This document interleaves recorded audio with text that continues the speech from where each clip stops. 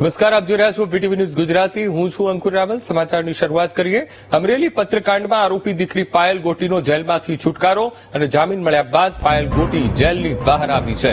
જેલમાંથી છૂટ્યા બાદ પાયલ ગોટીએ કહ્યું, સત્યમેવ જયતે, સત્યનો વિજય થયો છે. જેલમાંથી છુટકારા બાદ પાયલ ગોટીની માનસિક સ્થિતિ અસ્વસ્થ હોય તેવું જોવા મળ્યું. તો હાલ તો પાયલ ગોટી મીડિયા સામે વધુ કંઈ બોલવાની સ્થિતિમાં ન હોવાનું સામે આવ્યું છે.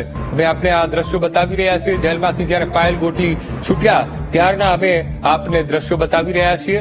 આંખમાંથી આંસુ રોકાઈ નથી રહ્યા. પિતા, કાકા, એ તમામ પરિવારજનો તેની સાથે જોવા મળ્યા અને આંખોમાંથી અશ્રુધારા વહી રહી હોય તેવા દ્રશ્યો કેમેરામાં કેદ થયા છે. તો જેલમાંથી છૂટ્યા બાદ પાયલ ગોટીએ માત્ર એટલું જ કહ્યું, સત્યમેવ જયતે, સત્યનો વિજય થયો છે. આ પત્રકાંડમાં આરોપી દીકરી પાયલ ગોટીનો જેલમાંથી છુટકારો થયો છે. જામીન મળ્યા બાદ પાયલ ગોટી જેલની બહાર આવી છે.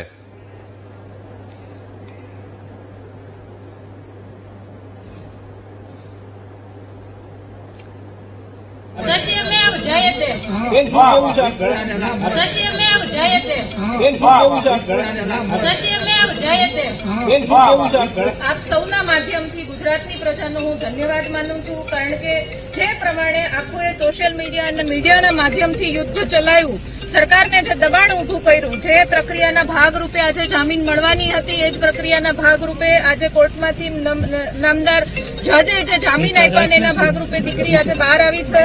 થોડું એને માનસિક રીતના સેટ થયા પછી એની પ્રતિક્રિયા અને બધા જ એના જે અંદરના અને જે કેસની શરૂઆત થઈ ત્યારથી પછીના બધા જ અનુભવો તમારી સાથે ખૂબ ટૂંક સમયમાં શેર કરશે.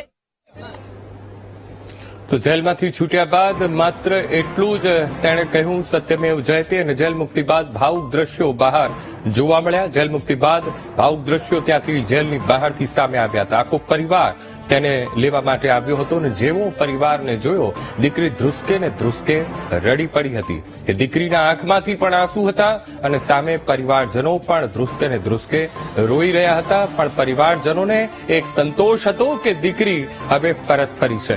તો આજ મુદ્દે સંવાદદાતા દિલીપ જીરુકા એ ફોનલાઈન પર જોડાઈ ગયા છે. દિલીપ, અમરેલી પત્રકાંડ અને આરોપી દીકરી પાયલ ગોટીનો જેલમાંથી છુટકારો, જેલની બહાર ભાવુક દ્રશ્યો જોવા મળ્યા હતા. પરિવારની શું લાગણી છે? દીકરી શું કહી રહી છે? અંકુર, સતત 5 દિવસની ભારે ગડમથલ બાદ, રાજકીય ગડમથલ બાદ આ દીકરીનો હાલ છુટકારો થયો છે. અમરેલીની જે સેશન કોર્ટ છે, સેશન કોર્ટે લગભગ 5 વાગ્યા આસપાસ અંકુર આ દીકરી છે એમને 15,000ના બોન્ડ પર જામીન આપ્યા હતા. લગભગ 1 કલાકની પ્રક્રિયા બાદ આ દીકરીનું જે બીડું છે જામીનનું એ જેલમાં પહોંચ્યું હતું. જેલમાંથી લગભગ 15 મિનિટની પ્રક્રિયા બાદ આ દીકરી હાલ બહાર આવી છે. દીકરી બહાર આવતા વિહોણ ભાવ ભર્યા જે દ્રશ્યો છે સામે આવ્યા છે. દીકરીની સ્થિતિ હાલ માનસિક બરોબર ન હોય તેવું દીકરો અંકુર સામે લાગી રહ્યું છે. દીકરીને પૂછવાનો પ્રયત્ન કર્યો ત્યારે દીકરી માત્ર રોવાનું જ જે રટણ કરી રહી છે. ત્યારે એમની સાથે જેનીબેન ઠુમર હતા, એમણે જણાવ્યું કે દીકરીની હાલત સ્થિર નથી, તેથી થોડો ટાઈમ પછી એ મીડિયા સમક્ષ આવશે. ત્યારે દીકરી ભારે ગડમથલ બાદ 5 દિવસ પછી આજે આખો જે મુખ્ય પત્રકાંડ થયો હતો એમાંથી દીકરીનો છુટકારો થયો છે. જી અંકુર. જી બિલકુલ દિલીપ, સમગ્ર માહિતી સાથે જોડાવા બદલ આપનો આભાર.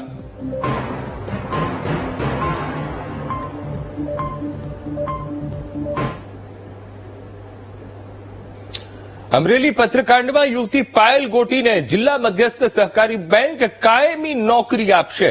તો સમાજના અગ્રણીઓએ સહકારી આગેવાન દિલીપ સંઘાણીને રજૂઆત કરી હતી. અમરેલી સહકારી બેંકના ચેરમેન દિલીપ સંઘાણીએ દીકરીને બેંકમાં નોકરી આપવાનો નિર્ણય લીધો છે. તો આજે મળેલી બેંકની બોર્ડની બેઠકમાં આ ઠરાવ કરવામાં આવ્યો. જેલમાંથી બહાર આવ્યા બાદ દીકરી ઈચ્છે તો સહકારી બેંકમાં કાયમી નોકરી કરી શકે છે. બેંકના તમામ ડિરેક્ટર્સે દિલીપ સંઘાણીના પ્રસ્તાવને આવકાર્યો છે. પાટીદાર દીકરીને ફરી સન્માન મળે અને આત્મનિર્ભર બને તે માટેના પ્રયાસ હાથ ધરવામાં આવ્યા.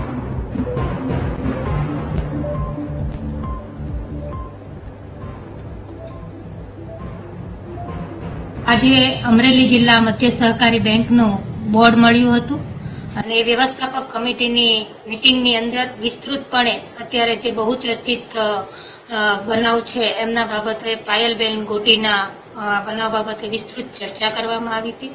અને ચર્ચાના અંતે દિલીપભાઈ સંઘાણી બેંકના ચેરમેનશ્રીએ એક પ્રસ્તાવ મૂક્યો હતો કે જો બેંક અમારું બોર્ડ છે એ મંજૂરી આપે તો પાયલબેન છે એ એમની સાથે જે બનાવ બન્યો છે એમને પછી બહાર જે ડિપ્રેશનમાં આવી જાય અને બહાર આવ્યા પછી એમને સમાજમાં ફરી વખત પુનઃસ્થાપિત થવા માટે સ્વમાનભેર રહી શકે એના માટે થઈને ચર્ચાઓ કરવામાં આવી હતી, જેમાં અમારા બોર્ડની અંદર મહિલા પ્રતિનિધિઓ છે એમણે આગ્રહપૂર્વક બધા જ ભાઈઓને વિનંતી કરી હતી કે જો આ બેનને બેંકની અંદર જોબ આપવામાં આવે અને કાયમી નોકરી આપવામાં આવે